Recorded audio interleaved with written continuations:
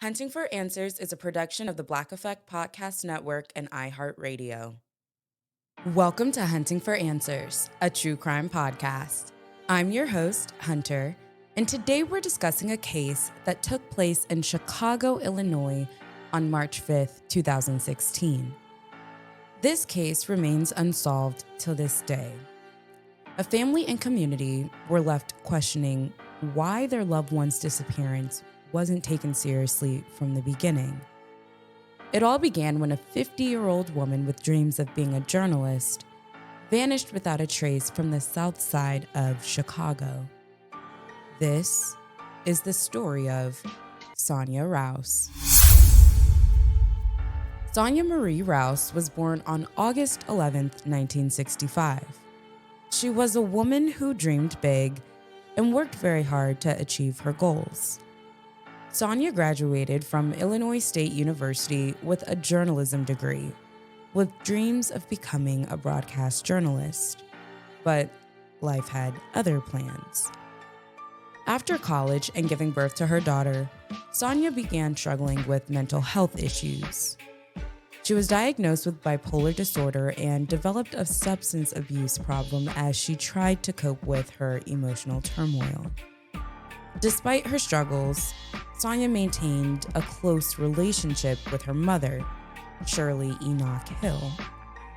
They had an arrangement where Shirley would reach out to Sonya every few days by text or by phone call.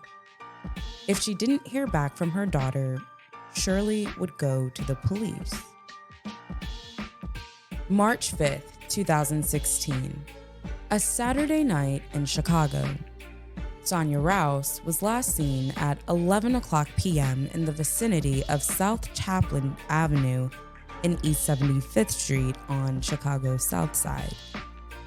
At the time of her disappearance, the 50-year-old woman was wearing a blonde curly wig and possibly carrying a purse.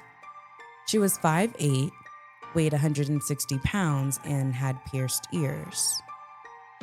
What makes this disappearance even more concerning, though, is that Sonya was in an abusive relationship with her live-in boyfriend at the time. Her mother believed this man could have been involved in her daughter's disappearance. When Sonya didn't respond to her mother's calls and texts, Shirley did exactly what she said she would do. She went straight to the Chicago Police Department and reported her daughter missing. But according to the family, the police response was inadequate from the very beginning. Sonya's sister, Bridget Rouse, would later state that her sister deserved better than what she got from the Chicago Police Department and the lead detective.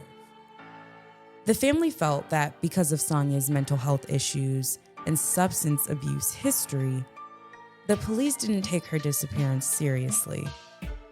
They believed she would just turn up, eventually. The time going by turned into months. Sonya's family continued to search for answers. They knew something had happened to her. This just wasn't like Sonya to disappear without contact for so long. Meanwhile, the police had a golden opportunity to potentially solve the case, or at least get more information. Sonya's abusive boyfriend was imprisoned after her disappearance. A corrections official even offered to arrange a police interview with him while he was incarcerated. But in a decision that wouldn't exactly help the investigation, the Chicago police declined the offer. The consequences of this missed opportunity were devastating. The boyfriend was eventually released from prison, and about a year later, he died. With his death, any chance of questioning the primary suspect in Sonya's disappearance died along with him. The investigation had lost its most crucial lead, and Sonya's family was left with even fewer answers and growing frustration with the system that was supposed to help them. Sonya's case became part of a larger pattern that families of missing Black women in Chicago were experiencing. According to Chicago police data, 31% of the city's active missing persons cases involve Black women and girls. Sonya's mother spoke out about the treatment her family received, saying, "Just because of the color of your skin, we shouldn't be treated any differently. But that's what this world is all about." The family felt that their loved one's case wasn't prioritized because of both her race and her personal struggles with mental health and substance abuse. Years passed without answers.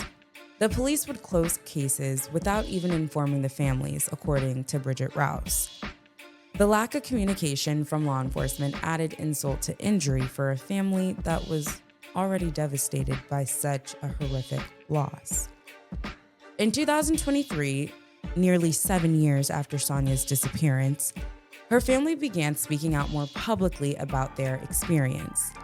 They joined other families of missing Black women and girls to demand better treatment from the Chicago Police Department. By October 2024, the issue had gained enough attention to warrant a Chicago City Council Public Safety Committee hearing. Community leaders and families of missing Black women and girls demanded action from the police department.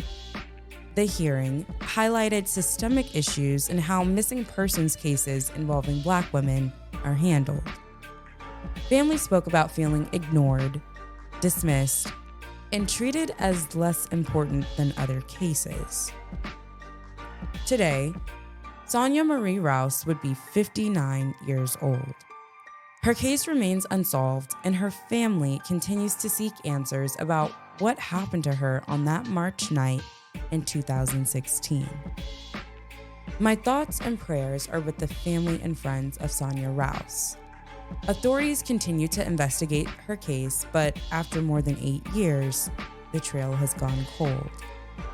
Anyone with information about this case should contact the Chicago Police Department.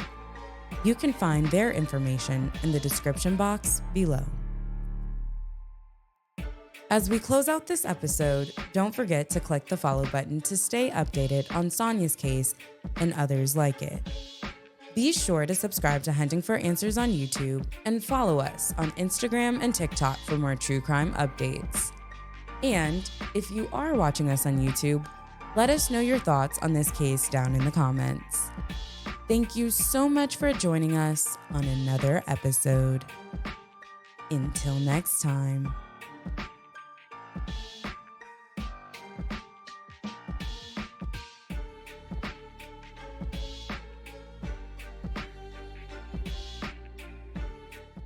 Hunting for Answers is a production of the Black Effect Podcast Network.